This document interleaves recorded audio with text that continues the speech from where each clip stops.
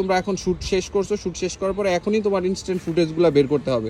তো এটার জন্য তোমাদের কি করতে হবে, আমি হচ্ছে ক্যামেরাটা রাখি ফার্স্টে, এই জিনিসটা ঠিক আছে, এটা তোমাদের একটা কিনে নিতে হবে। এটা হচ্ছে ইউএসবি টাইপ সি পোর্ট। আমার ফোন যেহেতু টাইপ সি, সেই জন্য হচ্ছে আমি ফোনের টাইপ সি পোর্টটা কিনছি।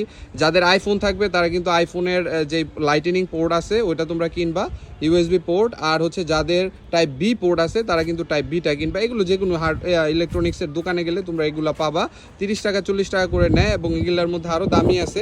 বাট এটা হচ্ছে এই যে দেখো guys, USB to type C.